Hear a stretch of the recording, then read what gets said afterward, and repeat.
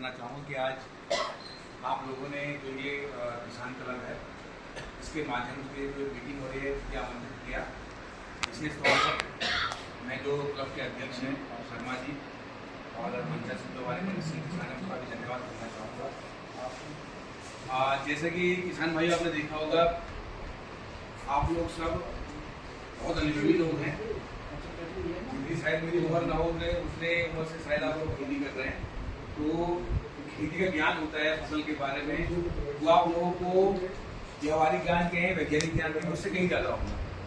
मगर धीरे धीरे जो वर्तमान समय है उसमें नई नई पद्धतियाँ, नए नए नवाचार, नया नया शोध हम लोगों के बीच आता रहता है और उसका प्रचार प्रसार हम करते रहते हैं। कुछ लोग ऐसे होते हैं कि जो नई नई पद्धतियाँ, नई नई टेक्नोलॉजी आती है, नए नए शोध आते हैं, उसको जल्दी से पकड़ लेते हैं। कुछ लोग उससे चाहते हैं कि पहले दूसरा करें और फिर हम इसको अपनाएं।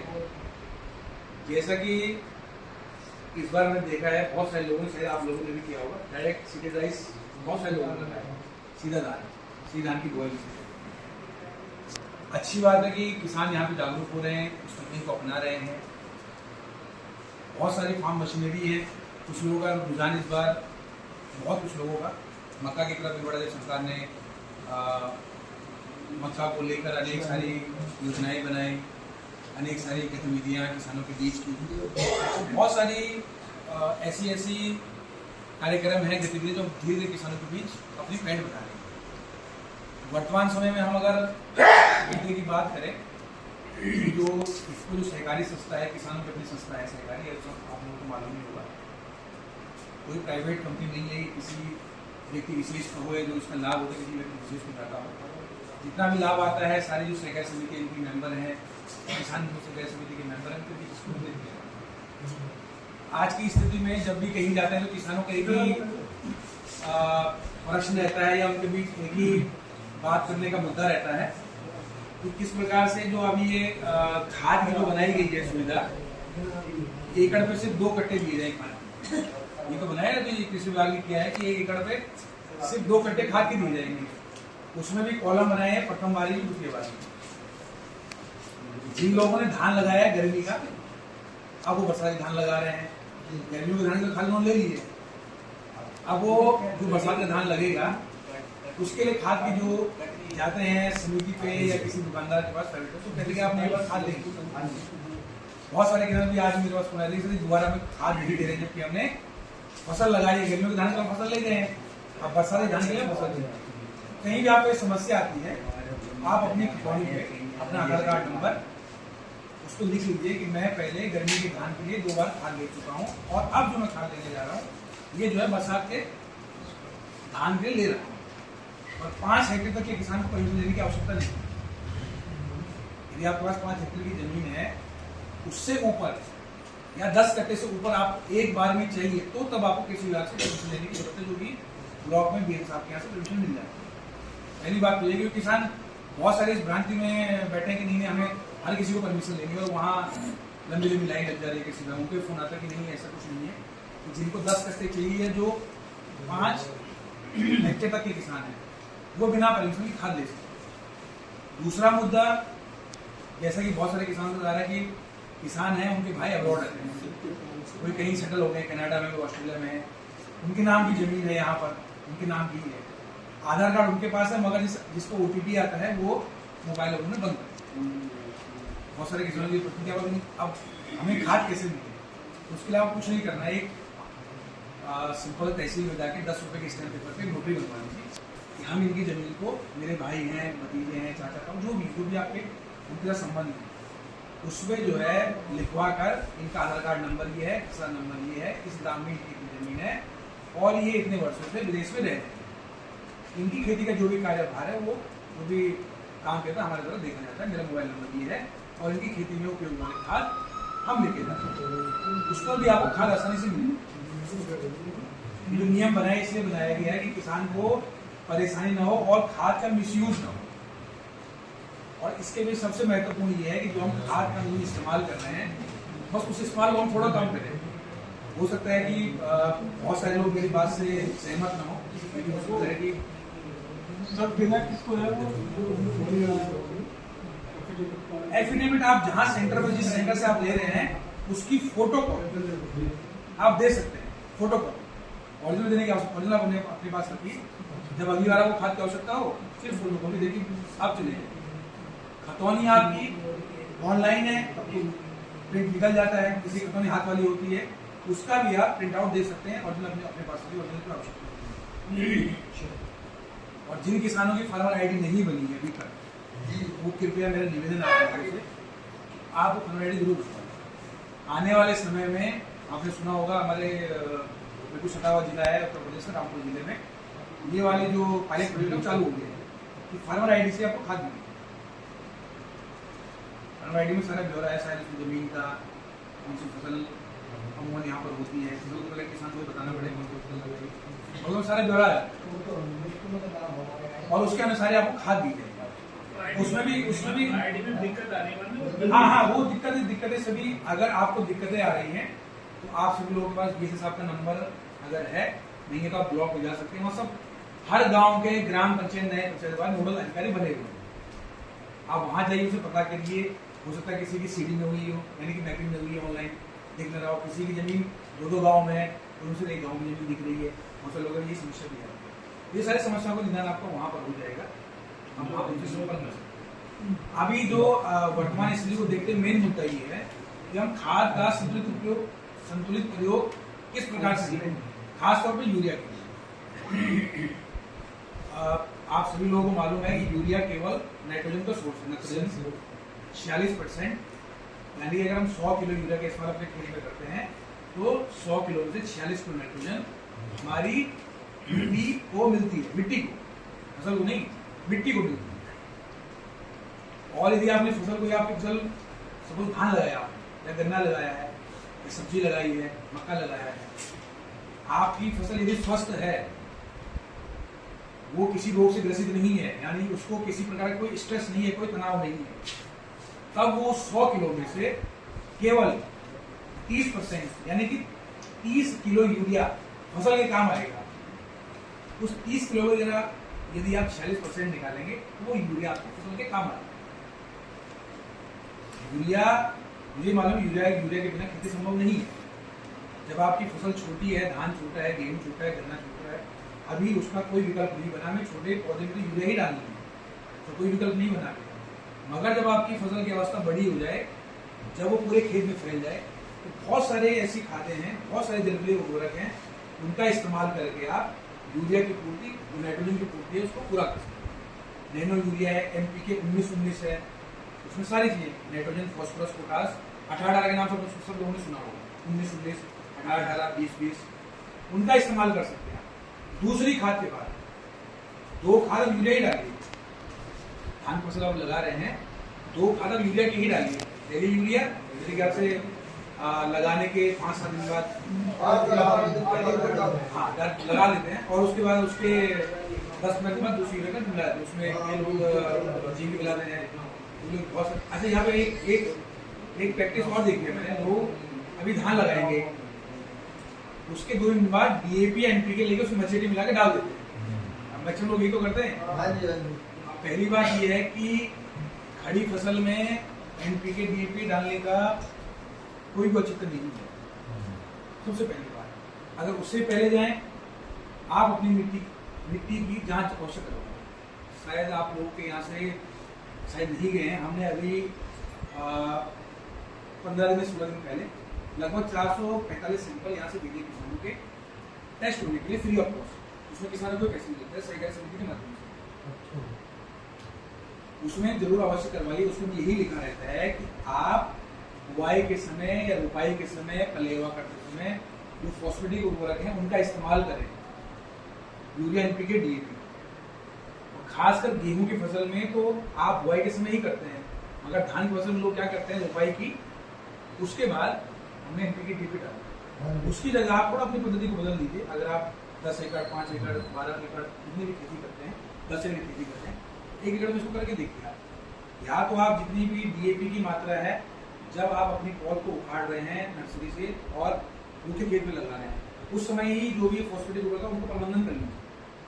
प्रबंधन करने में नैनो डीएपी, उसमें भी जो पोषक तत्व डीएपी पाए जाते हैं उतने ही हैं, बस उससे कम है।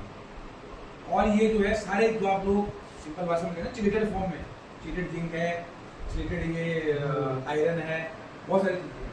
तो चिलेटेड का मतलब यही होता है बहुत सूक्ष्म, अति सूक्ष्म, कि वो आसानी से अगर उसको आप कहीं लगाते हैं या कहीं उसका स्प्रे करते हैं, पौधे की जड़ों पर लगाते हैं, तो आसानी से वो पौधे के अंदर चला जाता है।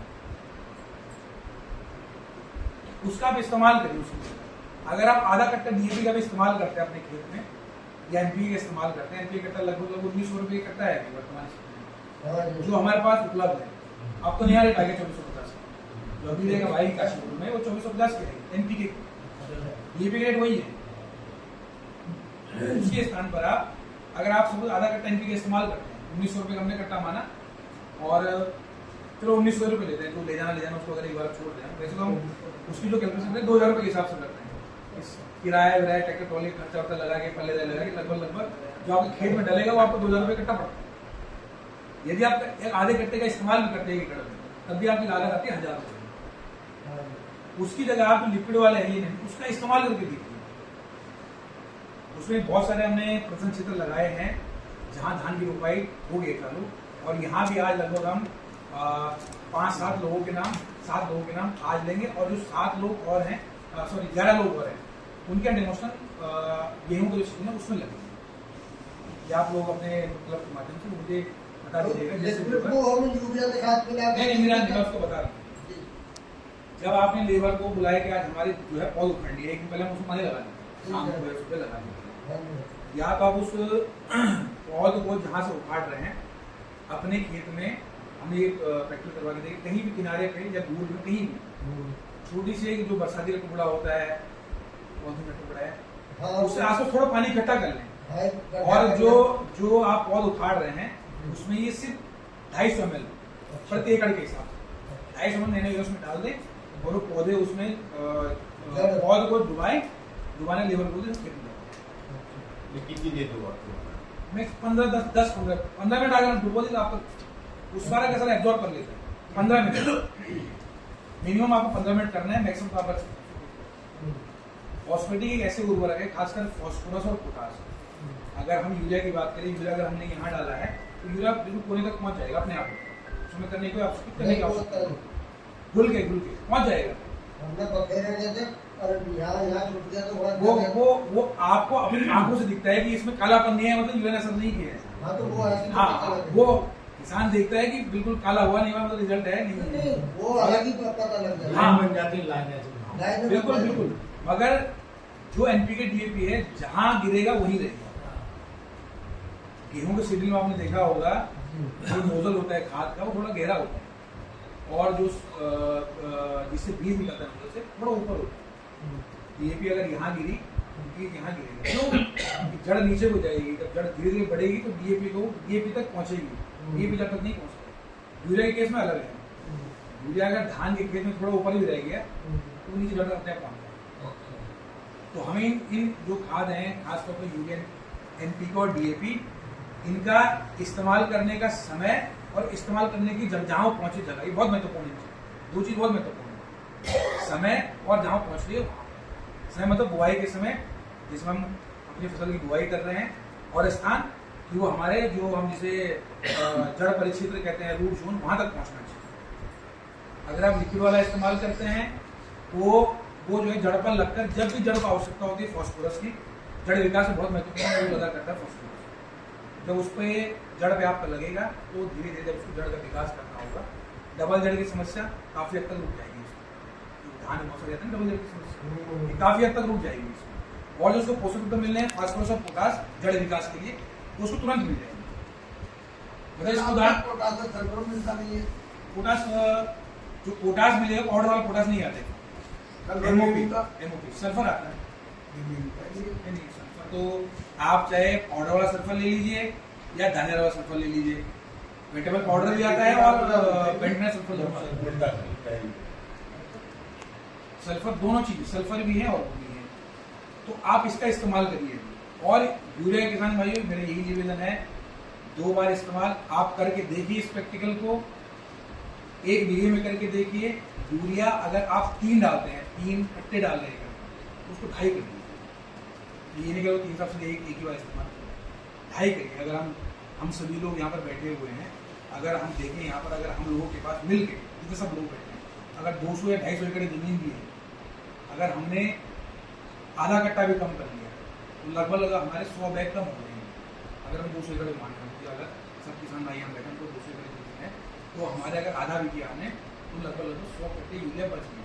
और यूरिया तो सरकार की सब्सिडी बचानी है, वो बचानी, वो अलग चीज़ है, मगर जो उससे आपकी फसल को फायदा होगा। यूरिया दूसरी खाद के बाद जितने फायदा करता है उससे कई नुकसान करता है। आपका पौधा जब आप दूसरी खाद तीसरी जब डालते हो तो पौधा थोड़ा मुलायम बन जाता है। इतना मुलायम पौधा बनेगा, कीड़ों का अटैक इतना जल्दी अटैक होगा उस पर, फफूंद इतनी जल्दी लगेगी। लोगों के इसमें फिर रुकेगी नहीं, स्प्रे उतरेगा नहीं कीट से, धान के कीट से। आप उसको करिए, अगर 3 इस्तेमाल करते हैं 2.5 पैन दीजिए, 3 तीसरी बिल्कुल आप उसको करिए। बहुत सारे उसकी चीज़ें, आप ये 19 के पैकेट आता है मेरे ख्याल से 130 रुपये का, 125 रुपये एकड़ के डोज आ जाएगी उसकी। अगर आप 300 रुपये स्प्रे करने का खर्चा ही मानते हो, अधिकतम 500 रुपये 1 एकड़ में, और उसके साथ आप दवाई मिला लीजिए, फफूंदनाशी मिला के डालना हो, यानी कि आपकी स्प्रे का खर्चा अतिरिक्त ना पड़े आपके पास, कि अलग से कि हमें सिर्फ इस खाद का ही स्प्रे करना है। और ये जो स्प्रे वाली खाद है सबके साथ कंपेटिबल है, मतलब सबके साथ ये स्प्रे की जा सकती है, सिर्फ कुछ घास मारने वाले दवाई को छोड़कर। धान में फिर भी हम मचेटी इस्तेमाल लगाने से लगभग 72 घंटे के अंदर कर देते हैं, उसमें तो गेहूँ में हम करते रहते हैं कुछ गुले डंडा के मारने के बाद, तो उनके साथ मिला कर स्प्रे कर सकते हो, फ्लोरो के साथ मिला के आपको डालने स्प्रे कर सकते हो। गेहूँ में कुछ लोग जब जो है उसमें फसल है उसमें टिल्ट का स्प्रे करते हैं, उसमें मिला के भी कर सकते हैं। तो इनको जो है अलग से ये करने की आवश्यकता नहीं कि आपको अलग से इसलिए बुलाने की इसमें स्प्रे करते हैं, आप वो भी कर सकते हैं स्प्रे करने के लिए, या उनके साथ मिला के इनका स्प्रे करिए, कोई कुछ नहीं है। आप अपने लेवल, अगर आप लोग अपने लेवल से स्प्रे करवाते हैं तो उनको एक आसान तरीका बताइए कि हमने अगर आपको कोई सी दवाई दी है, या आपके जिनको आपने ठेके पर जमीन दी है या आप लेबर से स्प्रे करवाते हैं, उनको ये चीज़ बताइए हमेशा, आप कोई सी भी 2 दवाई लेते हैं जो आपको हमने स्प्रे करने के लिए बताए गए हैं, उसका जार टेस्ट अवश्य करिए। जार टेस्ट मतलब कोई दवाई के शीशी के साथ वो ढक्कन आता है ना अपना, उसमें 2 बूंद एक दवाई की डाली, 2 बूंद एक दवाई की डाली, उसको मिला के देखें ये फट तो नहीं रहा है, फट रहा है तो स्प्रे ये तो वैसा होता है प्रैक्टिस में आता है। हाँ, जो भूलने की अधिकांश समस्या आती है वो आती है 0050 और 5234। हाँ, उसमें वो आप सही करें। जो समस्या आती है वो आती है 0050 और 5234। देखिए जिनमें भी पोटास ज्यादा होगा, जैसे 0050 में 5234 में, उस समय आप भूल सारे आप कहीं से भी किसी का भी खरीदिए, इसको खरीदिए, प्राइवेट खरीदिए, भूलेंगे सब। मतलब भूलने का तरीका ये है, आप अमूमन में जो खाद आती है 1 किलो के पैकेट में आती है, सही दूध का होता है, 1 किलो का होता है, 25 लीटर पानी कम से कम, आधा पैकेट उसमें डालिए, उसको डंडी से घुमाइए, वो भूल जाएगा आधा पैकेट एक बार, तो उसको टैंक बना लिया जिसमें आपको स्प्रे करना है, और 25 लीटर पानी दोबारा आधा पैकेट खोलिए, वो भूल जाएगा। लेबर वाले क्या करते हैं, अगर टैंकर में डाल दिया, फिर तो घुमाया, और एक बार अगर वो पत्थर बन गया तो वो फिर पानी गर्म करके डालिए, कुछ डालिए, इतनी बड़ी हांडी में आगे पूरे उबाल दे, हाँ उबाल दी तब भी नहीं खुला, नहीं खुलेगा। अभी करके देखिए, कम से कम 25 लीटर पानी लीजिएगा और आधा पैकेट डालिए, डंडी से लाते रहिए, घुल जाएगा। और जो पोटास नहीं घुल रहा है इसका मतलब नकली नहीं है, असली पोटास है, उसकी पहचान यही है। और बस हमारा थोड़ा घुलने का तरीका, थोड़ा बस हम कर लेते कि एक साथ उसमें डाल दिया, उसको चाहिए 25 लीटर पानी, आधा किलो, तो डंडी से घुमाते रहिए, घुल जाएगा। 3-4 पैकेट डाल दिए, नहीं 3-4 पैकेट, हाँ ये तो फिर आप भी परेशान हो जाएंगे, जो आपकी लेवल स्प्रे कर रही है नीचे का जाएगा वो भूल।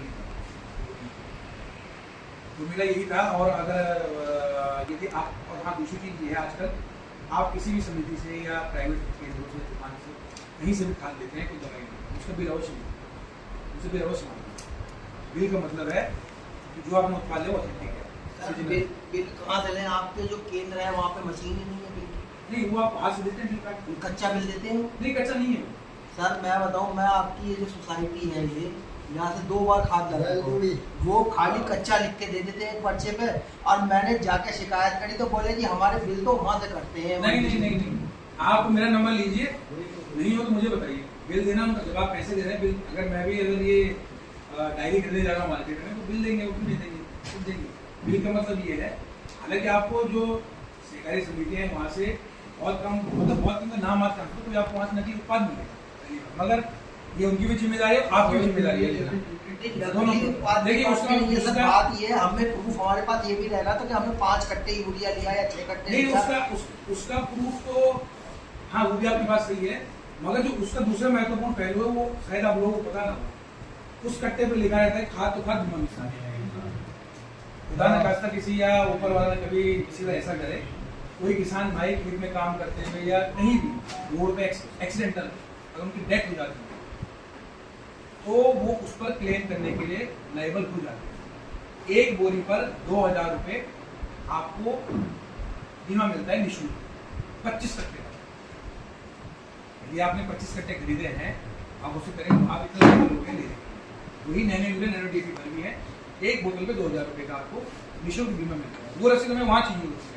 कभी किसी काश्तकार का कोई अनहोनी घट जाए, उनकी मृत्यु हो जाए या वो अपंगता हो जाए 30% से अधिक, तो वो उसके पात्र हो जाते हैं, या जिनकी मृत्यु हो गई किसान की जो उनके नॉमिनी है उसके पात्र, तो उसकी आवश्यकता पड़ती है कि आपने वहाँ से खाद खरीदी है, नहीं खरीदी तो उसके लिए आप वो बजा ये अवश्य ले आप सहकारी समिति। अगर नहीं देते हैं तो नंबर आप ले लीजिए, आप संपर्क करिए कि यहाँ ये हमें रसीद नहीं दे रहे हैं, क्योंकि जो उनके पास खाद आई है वो रसीद सही आई है, वही हमने उनको।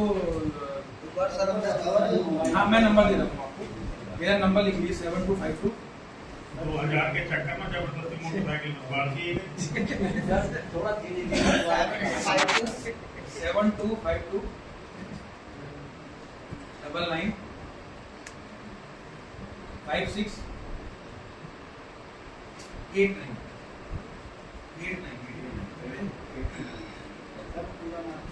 धीरज होगा।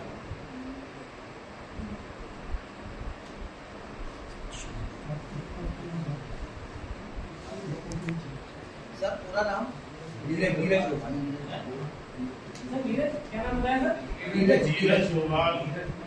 और जो आपको अभी ये नोट पैड दिए है ना, इसके आगे 2-3 पेज लगे हुए हैं, उसमें सारी खाद के बारे में लिखा हुआ है। जिंक आपको कब इस्तेमाल करना है, कैल्शियम कब इस्तेमाल करना है, 0-140 कब इस्तेमाल करना है, 19-19 कब इस्तेमाल करना है, और उसमें सीरियल वाइज बनाए हैं। तो ये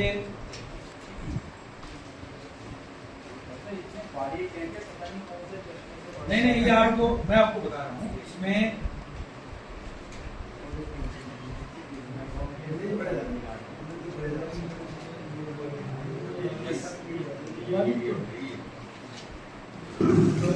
हाँ कोई आप इसमें ना, जैसे अगर आप लोगों के पास, सभी लोगों के पास एंड्रॉइड मोबाइल है, उसमें वेबसाइट है किसको बाजार के नाम से, वो आप खोल लीजिए। आपको सुनना है, सुनने वाला ऑप्शन भी है, उस पर पढ़ने का भी है, आप उसमें शेयर भी कर सकते हैं दूसरे किसान को, सारी चीज दे, सब उत्पाद सारी चीज के बारे में, कैल्शियम कब इस्तेमाल करना है, कब इस्तेमाल करना है, जिंक का कैसे इस्तेमाल करना है, कब इस्तेमाल करना है, सारी चीज़ों के बारे में उसमें लिखा हुआ।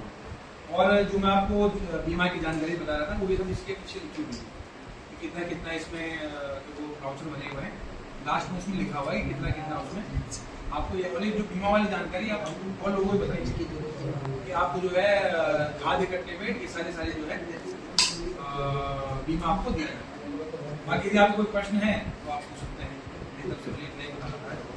ये जो आपने रूटीन ट्रीटमेंट बताई थी, इसमें हमने किस चीज़ की करती है फॉस्फोरस? ये सर आप हाँ नैनो डीएपी नैनो जिंक वगैरह नहीं? हाँ नहीं, जिंक का, नैनो जिंक का इस्तेमाल और नैनो कॉपर का इस्तेमाल। जिंक जो ये है ये इसका स्प्रे हो गया जिंक, जो भी हम खाद नीचे डालते हैं अपनी जमीन में उसका काम करने का तरीका अलग होता है, जो हम स्प्रे करते हैं उसका काम करने के तरीके ये सब आप लोगों को मालूम है। मतलब एक हम पैरासीटामोल खाते हैं बुखार के लिए, एक डॉक्टर ड्रिप चढ़ाते हैं सीधे, क्यों, जब ज्यादा बुखार आ गया तो ड्रिप चढ़ाइए।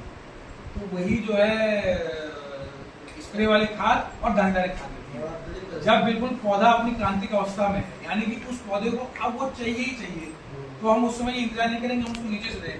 हम ये करेंगे कि अगर उसको जिंक चाहिए या उसको कॉपर चाहिए तो हम उसको स्प्रे करें। स्प्रे सीधे पत्तियों पर जाएगा, तने पे जाएगा, वहां से अवशोषित होगा और उसके बाद पौधा वो पौधे का काम। कितनी क्वांटिटी इसकी है 100 ml एकड़ के लिए धान में और 200 ml गन्ने के लिए। नहीं, इसको नर्सरी में स्प्रे कर सकते हैं। हाँ, नर्सरी मगर इसको ना इस पे आप क्वांटिटी बहुत, इसका मतलब 1/5 रखिए। हाँ, नर्सरी 1/5 पौधा बहुत छोटा है। यूरिया भी कर सकते हैं, नैनो यूरिया कर सकते, उसका भी आप लगभग 1 रुपये बोतल स्प्रे करें नर्सरी। एक जब हम पौधा लगा लेते फसल बड़ी हो जाती है तो उसमें हम बताते हैं कि आप नैनो DAP 250 ml और नैनो यूरिया 500 ml का स्प्रे कर सकते हैं। अगर आप नर्सरी में अगर इस्तेमाल कर रहे हैं तो एक जो ये बोतल है नैनो जिंक, इसका 1/5 हिस्सा और जो यूरिया है उसका 1/4 हिस्सा नर्सरी में इसका इस्तेमाल कर सकते हैं। इसके कोई वो साइड इफेक्ट नहीं कि आपका कुछ हो जाएगा। और अगर आप फसल में इसका स्प्रे करते हैं जिंक का, तो ये आपको दूसरी खाद के तुरंत बाद इसका स्प्रे करना है। कीटनाशक के साथ हाँ, कीटनाशक कर सकते हैं। ये करें। और इसके साथ क्या कॉपर होता है क्या? हाँ, ये है कॉपर, ये है जिंक। कॉपर आप जितने भी फफूंदनाशी आप इस्तेमाल करते हैं, शायद आप लोगों को बहुत सारे लोगों को पता होगा, 2 टाइप के फफूंदनाशी आते हैं। एक आते हैं सल्फर वाले, एक आते हैं कॉपर वाले। ये आप फफूंदनाशी का भी काम करें, वो तो हमने सल्फर और कॉपर ही है। चुना हुआ आपने पाउडर वाला सल्फर, गेहूं में, लाही में, उसको धान बीज में, तो पाउडर वाला सल्फर है फफूंदनाशी, मगर सल्फर बेस्ड फंजीसाइड है। और एक कॉपर आपका काम वही करेगा फंजीसाइड एज ए दवाई फफूंदनाशी की तरह ये काम करेगा। और बहुत टाइम में किसान पहले लगे थे यार कि बहुत सारे उत्पाद थे प्राइवेट कंपनियों के माइक्रोन्यूट्रिएंट के मिश्रण, उसमें कॉपर, आयरन, जिंक और एक जिंक, बोरॉन, कॉपर, आयरन, ये भी उत्पाद आ गया है चिलेटेड फॉर्म में ही है। समझ, चिलेटेड फॉर्म में देखिए, चिलेटेड और जो अपने नैनो और जो अपने परंपरागत उर्वरक, इनमें अंतर सिर्फ इतना है, यदि आप परंपरागत यूरिया का स्प्रे करते हैं, वो करने के 11 में नैनो लिक्विड डाला 2% यूरिया का घोल बना के उसको स्प्रे कर देंगे, अच्छा रिजल्ट आता है उससे। उससे होता ही ये है, जब भी आप यूरिया का घोल बना के स्प्रे करते हैं तो उसके जो साइड होता है, जो घुलता है पानी, वो बहुत बड़ा होता है, वो पत्ती के अंदर नहीं घुस पाता है। पत्ती के अंदर घुसेगा तो इतनी ज्यादा मात्रा में घुसेगा कि वो पौधे को ही नुकसान कर देते हैं। 2 दिन बाद तो आपको दिखाई देगा बिल्कुल हरा हो गया खेत, मगर तीसरी बार उसके साइड इफेक्ट दिखने चालू हो जाते हैं पौधे के। अगर हम वयस्क आदमी हैं तो हम तो रोटी का टुकड़ा बड़ा भी खा सकते हैं, आधी रोटी भी खा सकते हैं एक बार में, मगर जो छोटा बच्चा है तो उसको हम धीरे धीरे छोटे छोटे टुकड़े करके ही देते हैं। तो वही पौधे के साथ भी, अगर हम यूरिया नीचे ले रहे हैं जड़ों से तो घुल के आसानी से ले लेगा, मगर हम जब उसका स्प्रे करते हैं तो उसके जो आकार होता है वो तो बहुत बड़ा हो जाता है, तो वो घुस नहीं पाता जल्दी से, घुसेगा तो पौधे को ही नुकसान, वो हमें अपने आप को दिखाई नहीं देता। तो यही अंतर है उसमें, चिलेटेड वालों में, नैनो में ये क्या करते हैं, छोटे छोटे अपने आकार बनाएंगे, जल्दी से पौधे के अंदर चले जाएंगे और वहीं संचय हो जाते हैं, जमा हो जाते हैं। जब पौधे को आवश्यकता होती है तो पौधा धीरे धीरे अपने अंदर से नाइट्रोजन लेता रहता है। तो इस कारण से हमें देखते हैं यार कि इसका पीलापन नहीं हटाती, हमने स्प्रे किया, जुगमा नहीं हटाती, पीलापन धीरे धीरे धीरे धीरे उसमें जैसे जैसे पौधे को आवश्यकता होती है वैसे धीरे धीरे हटता है। पौधे इंसानों से कहीं ज्यादा समझदार है, पौधे बस वो बोल नहीं पाते, अंतर बोल नहीं पाते कि हमें जिंक की कमी है, कॉपर की कमी है, वो हमको देखना होता है। समझदार पौधे जो है इंसानों से कहीं ज्यादा है, बोलते हैं, हम समझते नहीं, हम समझते नहीं, बस वो साइन लैंग्वेज में बात करते हो, हम समझ नहीं पाते। इसमें भी है, इसको भी आप लीजिए, मेरे ख्याल से 285 रुपए, 268 रुपए का आप 1 एकड़ के लिए पर्याप्त है। और सारे इसमें zinc, boron, copper, iron. Boron आप डाल सकते हैं उसमें जब आपकी फसल लगभग 45 से ऊपर की हो जाए, या आपकी आलू बनना स्टार्ट हो जाए, या आप लोग अगर सब्जी वगैरह, टमाटर वगैरह लगा के उसमें गन्ना लगाते हैं तो उसमें तो अच्छा है। इसमें सीड सेटिंग में ये मदद ही करेगा आपका बोरॉन, और ये आयरन है, बहुत सारी चीज़ें, तो इनका भी आप इस्तेमाल करिए। और हाँ, सदा जी स्प्रे करिए। हाँ, इसका लगभग आप 45 दिन के बाद डेढ़ महीने इसलिए कहते हैं, उस समय जो हमारे धान्य फसलें, चाहे गेहूं हो चाहे धान, उनका आच्छादन मतलब पूरे खेत को घेर लेती हैं, पत्तियां बड़ी हो जाती हैं, वो जितना जितना आप स्प्रे करोगे उतना वो ले लेती हैं। और हाँ, स्प्रे करने का अभी का जो समय है, अब तो बरसात तक चालू हो गई है, जब भी दिन मौसम खुला हो 4 बजे बाद, 4:30 बजे बाद स्प्रे करिए। देखिए इसका औचित्य ये है, बहुत सारे लोग कह रहे हैं कि यार डिलीवरी नहीं मिलेगी, क्यों करें, हम तो नहीं, हम तो दिन को ही कराएंगे। 4 बजे के बाद जो पौधों के अंदर जो कोशिकाएं, उनके रंध्र होते हैं जहाँ से वो इसको लेते हैं और शोषित करते हैं, वो रंध्र मैक्सिमम खुले होते हैं 4 बजे के बाद। दिन को इसलिए बंद हो जाते हैं ताकि पौधे से ज्यादा पानी हवा में नहीं उड़े, तो इसलिए वो दिन को बंद रहते हैं। दिन को अगर आपने स्प्रे कर दिया तो कम मात्रा में लेगा, रिजल्ट उतना अच्छा नहीं दिखा। अगर आप 4 बजे वो स्प्रे करोगे तो पौधा उसको अच्छे से ले लेगा। हाँ, लगभग मतलब ये, हालांकि लोग कहते हैं कि आप सायकाल में करें 5 बजे, 4 बजे आज का जो समय है लगभग 4 बजे के बाद आप उसका स्प्रे करो। और जो भी आप स्प्रे करवाते हैं अपनी लेबर से, ये आप छोटी छोटी बातें, ये बातें सब आप लोगों को मालूम है, बस इन चीजों पर ध्यान देने सकते हैं। नोजल के प्रकार किस प्रकार से होने चाहिए आपके, उसका बहुत बड़ा योगदान है, खासकर हेर्बिसाइड में। और वो भी उन हेर्बिसाइड में जो आप प्री इमरजेंसी, जो यानी कि फसल होने से पहले आप इनका इस्तेमाल करें, उनका भी आप ध्यान रखिए। सारे उसमें जो वेबसाइट मैंने आपको बताई, उसको बाजार अगर आप बोल के सारी की सारी आ जाएगी, सारी चीजें। मिट्टी की जांच अवश्य करवाइए, मेरे आप सभी लोगों से नहीं है, कृषि विभाग से, सहकारी समिति। अभी भी अगर आप लोग खेत में धान नहीं लगे, आप अपना नमूना एकत्रित करके अपनी नजदीक, मेरे ख्याल से लोग सब आसपास ही काशीपुर क्षेत्र के ही है, अगर आप जो पुरानी अनाज मंडी में एक्सपोर्ट सेंटर है वहाँ जमा कर सकते तो वहाँ पे लीजिए, अच्छा है। वरना जो भी आपकी नजदीकी सहकारी समिति है तो केंद्र है, वहाँ भी आप उसको जमा करवा सकते। नमूना लेने की विधि बहुत, मतलब उसमें कोई ऐसा सबसे सेकंड लगेगी बताने में।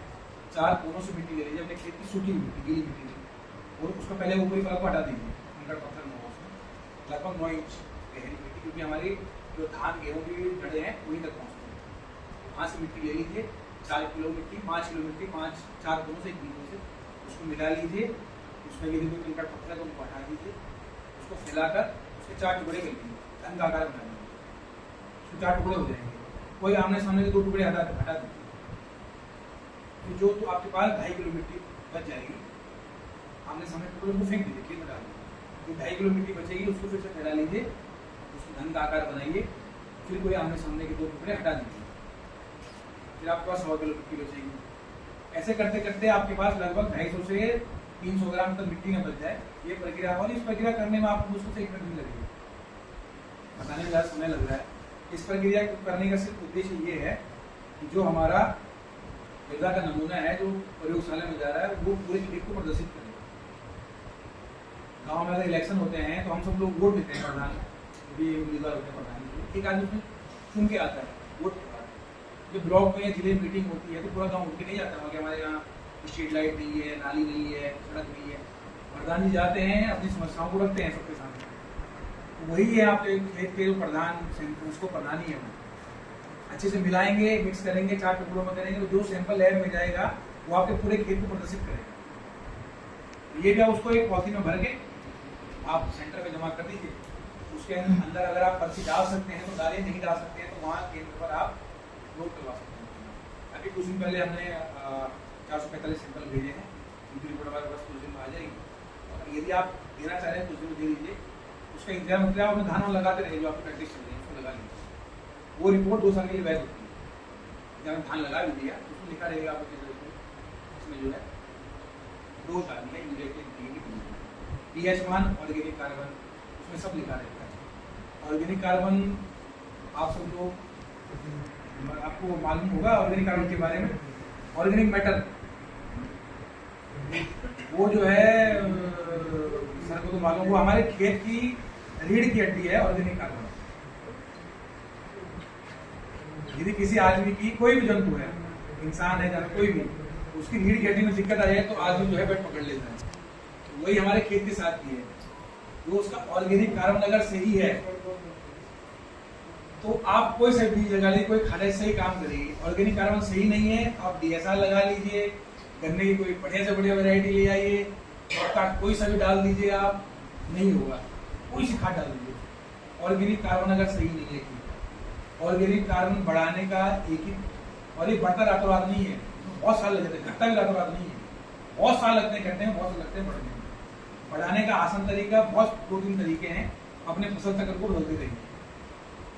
अगर आप गेहूं दान कर रहे हैं तो उसमें दाल लगा लीजिए, 1 बीघे में ही लगा लीजिए, मैं कह रहा हूँ 2 बीघे में लगा लीजिए दाल, उसकी जुताई कर लीजिए, फायदा आपको देगा। नहीं है, अपने खेत को लगभग 30 दिन का समझिए ढेसा लगाइए, हर 2 साल में ढेसा लगाइए, उसको पलेवा करके डाल दीजिए। आपके खेत का जो ऑर्गेनिक कार्बन होगा, गोबर खाद तो रही नहीं, बहुत लोग इस्तेमाल करते हैं, उसकी जगह जो है बहुत सारे बायो फर्टिलाइजर में ऐसे जीवाणु होते हैं जो आपको खेत में जाकर जो पहले से पड़ी हुई नाइट्रोजन, फास्फोरस, पोटास है, उसको अलग अलग कर देते हैं और धीरे धीरे आपके मिट्टी का ऑर्गेनिक कार्बन को, जीवाश्म कार्बन को बढ़ाते रहते हैं। गोबर की खाद का इस्तेमाल करिए, नहीं मिल जाए गोबर की खाद तो ये रहता है भाई, इसको लिक्विड कंसोल, इसका 85 रुपए का खर्चा है इसका, 1 एकड़ का 1 सीजन। इसको आप गोबर की खाद डाल रहे हैं, गोबर की खाद मिला के डाल दीजिए।